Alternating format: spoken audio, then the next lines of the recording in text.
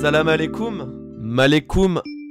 Salam. L'œuf de l'ange est un film d'animation expérimental de Mamoru Oshii.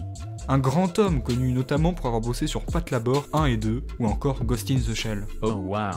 La direction artistique, elle, est l'œuvre du grand et magnifique Yoshitaka Amano, que vous devez certainement connaître pour son style atypique et grandiose. Et surtout pour son travail colossal sur la plupart des Final Fantasy, et plus récemment sur par exemple Shield of Light. Oh wow. L'œuf de l'ange raconte l'histoire d'une petite fille possédant un œuf. Elle rencontre alors un jeune homme qui, lui, aimerait savoir ce que contient cet œuf. Voilà.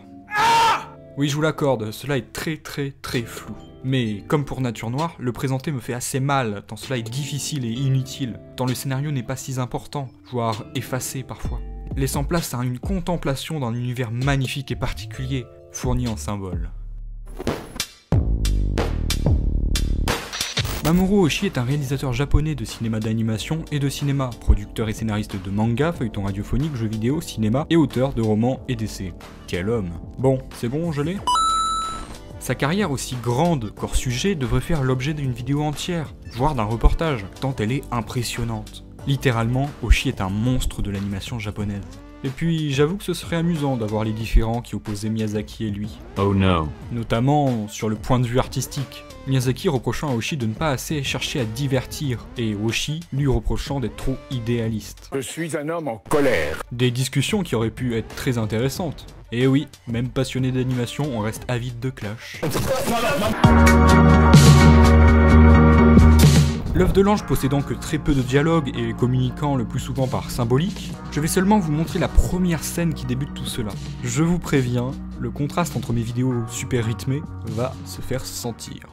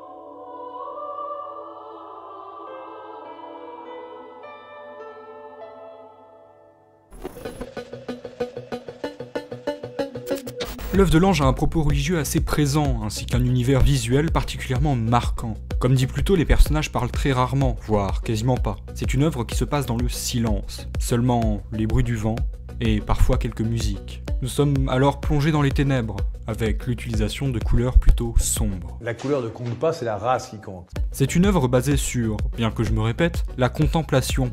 Mon but n'étant pas d'analyser, mais de vous présenter et de vous donner envie de voir cette œuvre, sans la survendre ou trop en dire, juste une présentation simple sur ce qu'elle est. Je ne vais pas aussi creuser toute la symbolique, souvent religieuse, autour de cette œuvre.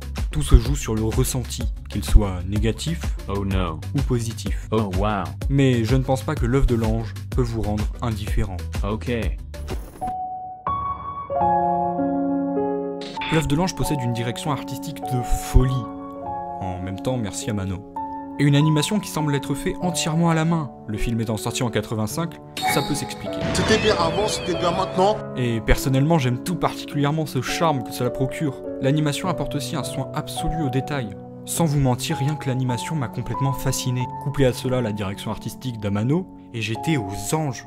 Ce rythme lent, ces paysages, ces non-dits, cet univers à la fois dangereux et passionnant, cette atmosphère et tout ce qui en découle. Bref, l'œuvre de l'ange est un réel coup de cœur qui possède certainement des défauts, mais qui m'a beaucoup trop conquis pour que je puisse les développer assez. Enfin si, je pense que néanmoins, son plus gros défaut reste l'œuvre de l'ange. J'ai le sentiment qu'une telle œuvre, hormis son visuel, ne peut pas plaire à tout le monde, car si on n'arrive pas à le vivre, alors, hormis son animation et son univers monstrueux, il devient vide de sens. Effectivement, les personnages ne sont pas développés, peu de choses sont expliquées, etc. etc. L'œuvre de l'ange se vit, sinon on le regarde et alors on possède seulement 50% de l'œuvre.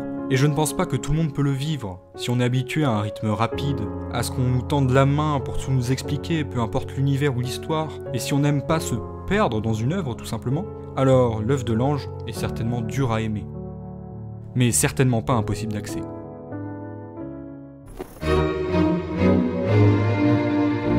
Pour finir, je dirais que l'œuvre de l'ange est une véritable leçon de scénariste. Une véritable aventure, une plongée en un lieu inconnu duquel on ressortira changé et plein de suppositions. Une ouverture sur un émerveillement lugubre, qu'on aime ou non. Cela nous donnera certainement envie d'écrire, de créer des mondes, des histoires tout aussi fascinantes. Chacun y verra ce qu'il veut y voir. Une œuvre qui est objectivement magnifique et inspirante. Je vous conseille, qui que vous soyez, d'aller vous perdre dans l'univers de l'œuvre de l'ange, de vous y poser des questions, de contempler, de vous y reposer. Bref, simplement d'y vivre. Oui, l'œuvre de l'ange est une vraie leçon sur la façon de perdre toute accroche avec le monde, pour se laisser plonger dans une œuvre, se laisser envahir par l'émotion, lâchant toute logique l'espace d'un instant, se laissant aller dans un univers qui n'est pas le nôtre, loin de tout, se laisser aller à l'inconnu sans forcément trouver de réponse, lâcher dans une infime partie de vie, à perdre tout repère, essayant d'en créer de nouveaux. Finalement, l'œuvre de l'ange est un voyage pris en cours de route, dont la destination nous est inconnue. Et n'oubliez pas, la célébrité d'une œuvre n'est pas un critère de qualité. Je rigole pas, c'est la vérité, bâtard!